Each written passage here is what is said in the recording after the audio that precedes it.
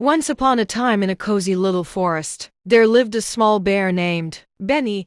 Benny was excited because today was his very first day at forest school. His mom helped him pack his lunch, a jar of honey and some berries, and his dad gave him a big, reassuring hug before he set off. When Benny arrived at the school clearing, he saw lots of other animals: foxes, deer, rabbits, and even a big moose. They were all playing games and laughing together. Benny smiled shyly and approached a group of animals playing tag. "Hi, can I play with you?" Benny asked, his small paws clenched with excitement. The foxes stopped and looked at him. One of them tilted his head. You're too small, Benny.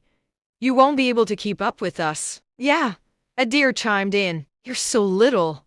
You might get hurt." Benny's heart sank. He tried another group, but they told him the same thing. With tears welling up in his eyes, he turned and ran back home, his little legs carrying him as fast as they could. When Benny reached home, he burst through the door. His mom was in the kitchen, making honey cookies, and his dad was reading by the fire. "Mom! Dad!" Benny cried. "I don't want to be a small bear anymore. I want to be big like you." His mom knelt down and gently wiped his tears away. "Why, Benny? What happened?" "The other kids said I'm too small to play with them. They think I'm not good enough," Benny explained, his voice trembling. His dad stood up and placed a paw on Benny's shoulder. "Oh, Benny, being small doesn't mean you're not good enough. It just means you're unique. Let's find a way to show them what you can do." Benny sniffled. "But how?" His mom smiled. "Leave that to us. Tomorrow, we'll make it the best day ever." The next morning, Benny's parents packed him an extra special lunch: honey cookies, shaped like stars, and gave him a pep talk before school. When Benny arrived, he noticed that the foxes were trying to reach some berries high up in a tree but couldn't climb it. The deer were struggling to cross a narrow stream, and the rabbits were too scared to venture into a small tunnel to retrieve a ball. Benny's dad had told him to be brave,